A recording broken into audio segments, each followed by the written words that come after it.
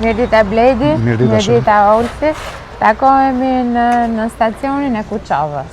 Një nën stacion, i cili përveç faktit që ka një rëndësi të jashtëzakonshme për të gjithë zonën këtu, pasi pas fushizimit të tij do të përfitojnë mbi 15.500 familje ose abonenë si i quajmë ne ndryshe. Nga ana tjetër është dhe një stacion historik, i ndërtuar në vitin 1956. 60-90, afër 70 vjet. 70 vjet në stacion. Këtu jemi te godina ekzistuese në stacionit, që në momentin kur është ndërtuar. Kjo është një godinë shumë e bukur që unë do desha që ta ndanim me gjithë ata që na ndjekin, pasi kjo është një godinë e një modeli të vjetër, pra e viteve 56, një stil sovjetik i asaj kohe. Dhe në ndërkohë që ne kemi marrë përsipër që ta ruajmë në të gjithë parametrat e arkitekturës së saj, pavarësisht faktit që do të rikonstruktohet thellësisht. Po, do t'i bëjmë restaurim total, po faja nxjerr nga identiteti i vetë godinës dhe gjithë pjesa e brendshme do të shërbejë si një muze për ato pajisjet që sot janë në terren, por që mbas disa moshë. Pra, tani jemi në pjesën e muzeut apo jo? Po, edhe kjo do jetë një pjesë e muzeut. Që do ketë edhe këtu në hall, do kemi domethënë në hallin e hyrjes dhe do vendosim dhe pajisjet e vjetra apo jo? Po, si një Përshëndetje, si jeni? Puna mbar, si ja çoni ju? Ju ndërprem pa. S'ka gjë. Mirë, si ja çon. Kjo do jetë halli dhe patjetër që do shërbej si pjesë e muzeut bashkë me sallën që tani shërben si sallë komandimi, po që nuk është në sallë komande, sepse pjesa më e madhe ka dalë jashtë funksionit, ka ngelur edhe pak punë që të zhvendoset e tëra. Pasi ky vlen të theksohet që është një stacion që ka nisur fuqizimin dhe rekonstruksionin e vet, duke qenë në operim.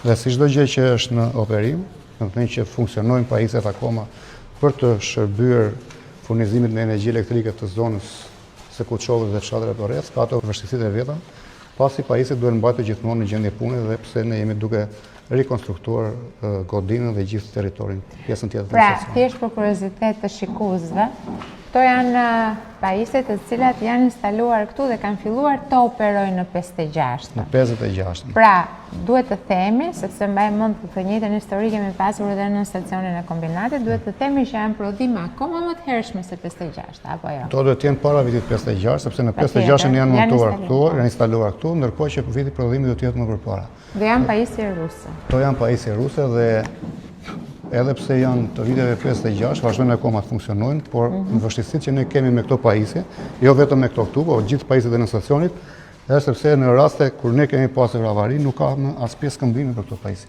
sepse janë të gjitha jashtë teknologjisë. Pra e kanë humbur funksionin e vet në teknologjitë e reja. Këto do janë pjesë e muzeut të gjitha. Këtu do bëhet një muze shumë i bukur energjetik, Kuçova e ka, le të themi, një histori industriale, ka dhe pjesë të tjera të cilat po rehabilitohen të qytetit, edhe pjesë të uzinës së bashku me Alpetrol kemi bërë një plan që një pjesë e uzinës këtu të kthehet në një muze për të treguar të gjithë historinë e naftës në Shqipëri, në ndërkohë që këtu kemi historinë e energjetikës. Po shikojmë edhe nga mbrapa për shpejtësisht se si është. Ky është në stacion shërben edhe si burim kryesor i furnizimit të linjave që furnizojnë pusët e naftës, atë që ju sapo përmendëm. Dhe duke nisur nga gjendja e stacionit që nuk ka nevojë për koment, ne në mënyrë të vazhdueshme kemi pas probleme me cilësinë e furnizimit, pasi këtë në stacion Bledi mund ta përdorim edhe për bashkëpunimin që kemi në bazë të paktit me Universitetin e Tiranës për gjithë djegët e inxhinierisë elektrike. Është shumë interesante evolimi i teknologjisë, edhe nuk besoj që e kanë shumë të mundur që të kenë fizikisht pajisje centrale të 50-s, si që janë këto vite prodhimi, kështu që mund të kthehet në laborator shumë interesant edhe duhet ta diskutojmë edhe me profesorët e Universitetit të Tiranës. Që të kesh kaq shumë pajisje të vjetra në tërsinë e vet, sepse ne mund të kemi në stacionet tjera mund të kesh ruajtur patjetër, kemi parë transformatorët, pra mund të kesh ruajtur copa nga e shkuara, por këtu po flasim për një në stacion të instaluar funksional të viteve 50, prandaj është edhe shumë interesant. Okej, kjo është pjesa muzeale, siç tham, duke ruajtur parametrat arkitekturore të kësaj ndërtese, e cila ka vlera padyshim, dhe duke e kthyer këtë në një zonë muzeale dhe duke I dhënë kështu një atraksion qytetit të Kuçovës. Tani, kalojmë? Në shtana e mbrapsht në stacionit, ku do dalim tek sheshi në stacionit. Këtu janë çelat e vjetra që edhe këto janë për viteve 56-57, pasi realisht tu nuk është bërë asnjëherë ndërhyrje me përjashtim të ndonjë pajisje primare që mund të jetë dëmtuar, kurse rehabilitim qoftë të pjesshëm, ky në stacion nuk ka pasur kur deri sot që flasim. Këtu jemi në pjesën e sheshit e në stacionit, ku ka filluar puna për rehabilitimin total të tij. Duke filluar nga rehabilitimi I sheshit, që është mbushur dhe është ngritur, pasi në stacioni në kora me rreshje të dëndra ka pasur edhe problemin e përmbytjes. Ka pasur edhe problemin e përmbytjes dhe nëse shihni godina, ajo përballë është godina e re në stacionit, është e ngritur. Kemi një godinë totalisht të re. Është dhe ngritur nga niveli I tokës, pikërisht për të mos pasur asnjë lloj problematike me përmbytje dhe lagështirën në të ardhmen. Po.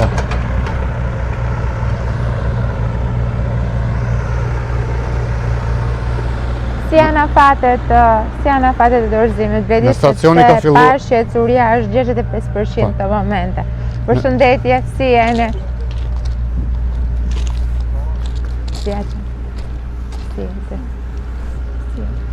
Përshëndetje, si je? Sonila është shefja në stacionin.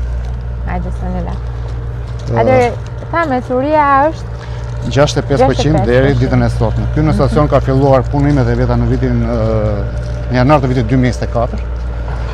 Mund të kishte mesur edhe më shpejt, por siç e përmenda më parë, ky është një stacion që është në tension e sipër dhe duhet të kemi shumë koordinime për të bërë edhe disa punë të vogla. Nuk është se kemi ndërprer proceset, këtu kemi qenë të detyruar që të operojmë dhe të transmetojmë nga ky stacion dhe nga ana tjetër të procedojmë me ndërtimin e stacionit të ri dhe me kalimin e funksioneve nga njëri stacion në tjetrin. Ajo që është interesante tek në stacionin e Kuçovës është se në këtë moment ne operojmë në 4 nivele tensioni. Nivel tension 110 kV, pasi ky është një pikë e rëndësishme edhe për operatorin e sistemit transmetimit, nga që këtu intersektojnë disa linja 110 kV, që janë garanci për sistemin e transmetimit.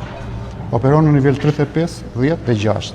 Ndërkohë mbas fuqizimit, se në stacionin do të kalojë nga 40 mega fuqit instaluar që ka sot do të kalojë diku tek 95 apo 100 megave, pra 2.5 herë më shumë kapacitete për të furnizuar zonën dhe I shtohet dhe një nivel I ri tensioni që është niveli 20 kV. Për momentin niveli 20 kV do t'i shërbej aeroportit të Kuçovës, që ne kemi këtu ngjitur. Që ka filluar operimi, pasi ka qenë dhe I kërkesë nga... Dhe nga kërkesa është e madhe dhe nga ana tjetër për operimet e një aeroporti duhet vazhdimsi dhe duhet garanci që nuk ka ndërprerje të paparashikuar përveç remonteve. Kemi 2 linja 35 kV që sot furnizohet zona e Pobratit dhe Çiflikut dhe zona e Berat kombinat. Ndërkohë, nga vetë në stacioni pastaj kemi gati 17 fidra që furnizojnë gjithë Kuçovën me fshatat të rreth.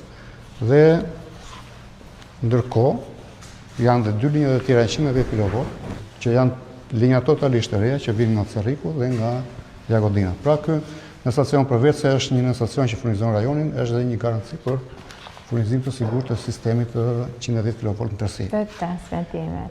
Këtu jemi, domethënë, tashmë jemi komplet në një teknologji të re.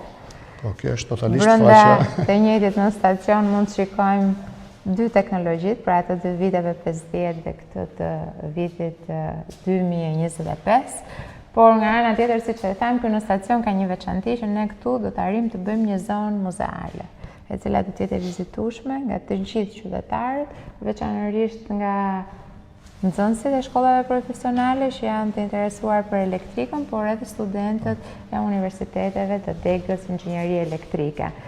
Ndërkohë që garantojmë gjithashtu operimet e aeroportit Kuçovës nga ky në stacion dhe përfitojnë 15.500 abonent të gjithë zonës. Jo vetëm shërbim më të mirë, por nga ana tjetër edhe këtu arrim drejtor, edhe një nga synimet që ne kemi, që ka të bëjmë me uljen e humbjeve. Kur ne flasim për uljen e humbjeve, gjithmonë është e pakuptueshme ndoshta për qytetarët, por tashmë ka ardhur rasti që ta shpjegojmë këtë, sepse pse përfitojnë qytetarët nga uljet e humbjeve. Sigurisht përmirësohet cilësia e shërbimit, por nga ana tjetër vetëm 1% e uljes së humbjeve korrespondojnë në një kursim prej 8 milion eurosh. Nëse në shkurt të 2025 ne ja dolëm që të ulim çmimin për abonentet familjar me 10.5, është për shkak të mirë menaxhimit që është bërë nga të gjitha ndërmarrjet që janë komponentë të sektorit energjetik, por nga ana tjetër edhe për shkak të uljes së humbjeve teknike. 1% kemi ulur gjatë vitit 2024 në vitin 2025, e cila korrespondon në 8 milion euro kursim, që shkojnë direkt në uljen e çmimit për qytetarët. Ndaj dhe synimi ynë kryesor është patjetër që ne të ofrojmë shërbim më cilësor, patjetër që mos kemi ndërprerje, patjetër që zona të cilat po zhvillohen, siç është dhe rasti i Kuçovës, këtu ku jemi, ku është ndërtuar një aeroport ushtarak, apo në rastin kur jemi afër zonës së Akernis në Vlorë, dhe atje kemi një stacion të ri, që janë stacione që mbështesin zhvillimin ekonomik të vendit, zhvillimin e transportit në fusha të ndryshme, pra si atë e kuroror nesër apo të aeroporteve aviacionit sot. Nga ana tjetër, ajo që përfitojmë me këto në stacione të reja është padyshim ulja e humbjeve, të cilat korrespondojnë në kursim të parave dhe si rrjedhoi ulje të çmimit për qytetarët. Kur e dorëzojmë tani, t'japim një lajm të mirë edhe për Kuçovën. Afati i përfundimit të punimeve sipas kontratës është në fund të muajit korrik. Por nisur nga historia e punimeve deri tani, edhe nisur nga fakti që të gjitha pajisjet që do të vendosen janë furnizuar tashmë dhe janë prezent në territor, është vetëm koha që ne do na duhet të manovrojmë me stakimet dhe të përfundojmë 100% punime, dhe besoj që do të jemi edhe diçka para se ky afat që para muajit korrik. Para muajit korrik, në rregull. Mirë është duke pas parasysh që tashmë në Shqipëri duhet të themi që i gjithë territori është i disponueshëm për turizëm.